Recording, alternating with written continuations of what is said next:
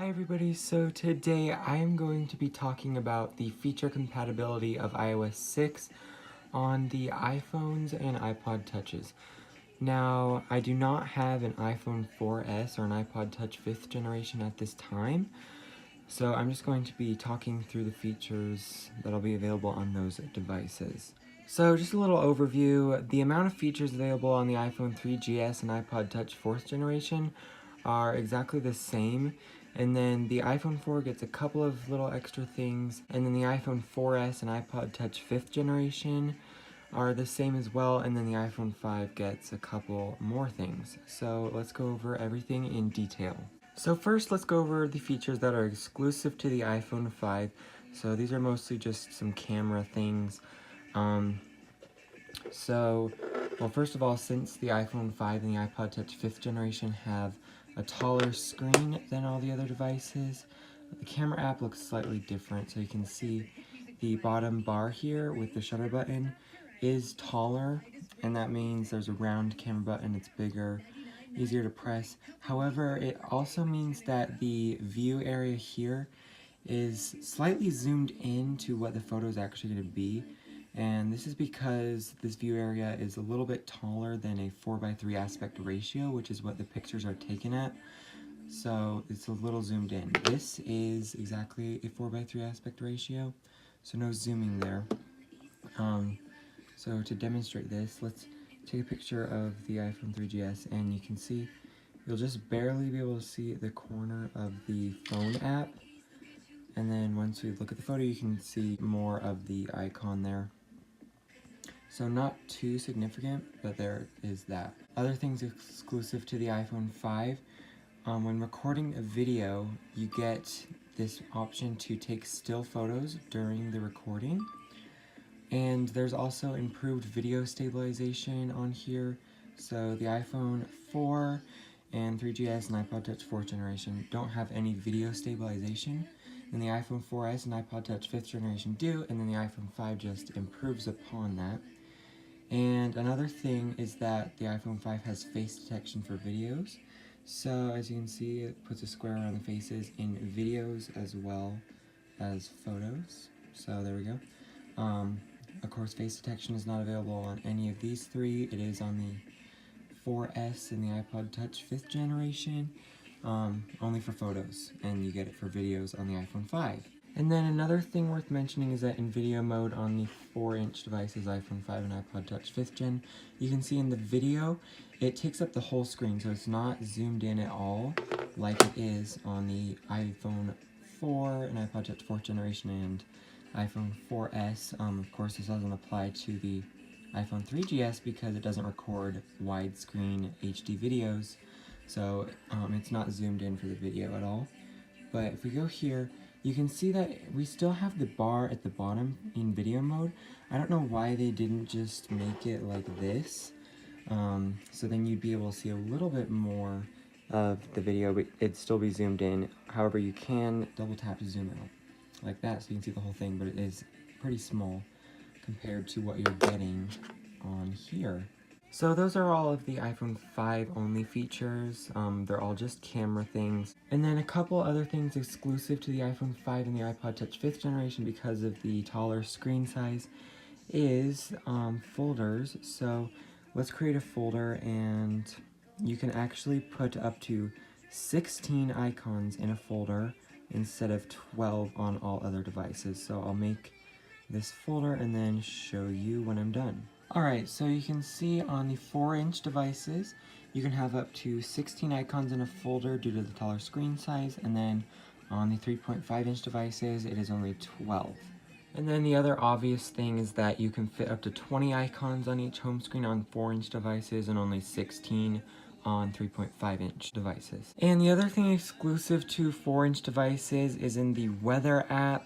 I already made a more in-depth video about this, but basically you can see that in the local weather it shows the city on top and local weather below that, whereas vice versa on the 3.5-inch devices. And it says hourly there for some reason, which it doesn't here. And then you'll see you have the high and low for the day at the top, whereas before it was located right here. So you also don't have like the current day forecast because you just have the high and low right there. And then the hourly has been moved to here, and you swipe left to right, and then it shows the next 24 hours. And then going into a different city, you can see that instead of hourly, it says the current time. I don't know why they don't have this on the 3.5-inch devices. It doesn't really make sense. But yeah, those are just some of the differences in the weather app. Next, let's take a look at the features that are exclusive to the iPhone 4S, 5, and iPod 5. So first and foremost is Maps. So on the newer devices, you do get flyover, so you can see this 3D button. You press that and it reorients the map. So that's just a 3D view, which you don't get on the older device either. But to use flyover, we're going to want to turn on satellite, and then we need to go to like a bigger city. So we'll just find San Francisco here. So here we are, and then once we get close enough, you should see the 3D button changes to a buildings to show that we're in flyover mode. And then you can zoom in and around, and it's 3D buildings, really cool looking. So yeah. The next feature is turn-by-turn navigation. So let's just go to the Apple Store and start directions. And you'll see, basically it looks the same, it's a different location, but this part looks the same. Once you start the guidance, starting route to Apple the Woodlands, you can see on the newer devices, and of course this is only for the iPhone 4S and 5, not the iPod Touch because it requires cellular. So you have turn-by-turn with the Siri voice, and it's also nice full screen. With the older devices, you still get directions, but no turn-by-turn and no narration, so you just have to swipe through here and then kind of just figure it out on your own. So yeah, turn-by-turn and flyover. Next, of course, is Siri. So this isn't a new iOS 6 feature, but you only get it on the iPhone 5, 4S, and iPod Touch 5th gen. Older devices will get voice control. Now going back into the camera app, there is another exclusive mode for the iPhone 5, 4S, and iPod Touch 5th generation. So if we go into options, you'll see we have the panorama button, so you can take panoramic photos. Nextly, you can make FaceTime calls over cellular on the newer devices. And also for the iPhone 4S and 5, but not the iPod Touch 5th generation, you have made for iPhone hearing aids. So if we go into accessibility and under hearing, you'll see we have this new hearing aid section. And this is where you compare those made for iPhone hearing aids, as well as hearing aid mode. And I thought that the iPhone 4 had hearing aid mode, just not the made for iPhone, but I'm not seeing that here, so I don't know where that is exactly. Some of the more minor things are government alerts. So if you go to notification settings, you can see we have Amber Alerts and emergency alerts for the newer ones, or the newer iPhones, not the iPod Touch.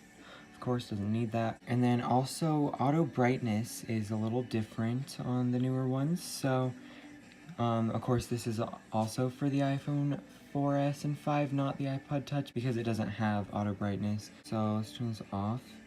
And then turning it on any of the older devices, you'll see it does dim down the screen, but it's not going to move the slider at all. However, if we do this on a newer device, let's turn this on, and then we will shine a light on the ambient light sensor. You can see that the slider very gradually moves up and makes the screen brighter. Also, auto brightness now works on the lock screen for the newer devices.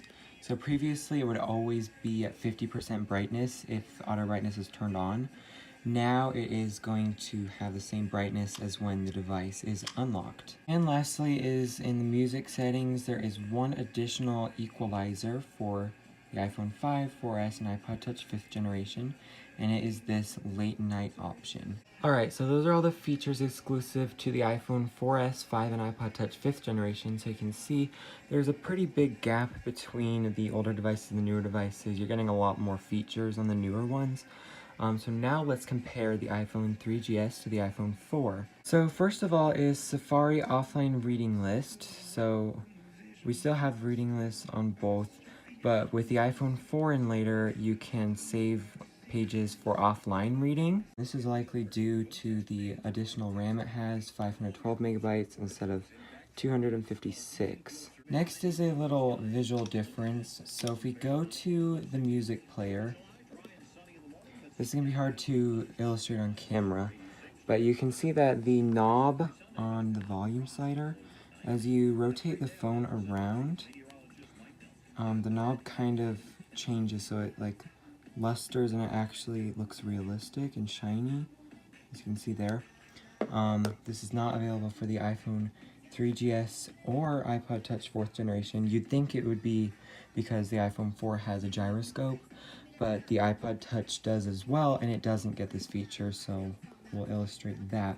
So you can see it doesn't change at all as you move it. And here, same thing. Which is interesting because even the iPod Nano 7th generation gets this feature, so again, it's hard to see, but there we go. So you can see, and this obviously does not have a gyroscope. Next, let's compare the camera apps. So on the iPhone 4 you get a couple more options, and the first one is HDR. Again, this is not a new iOS 6 feature, but there is that. And then obviously you have your flash controls and the switch camera button. The iPhone 3GS of course does not have a flash or a front-facing camera.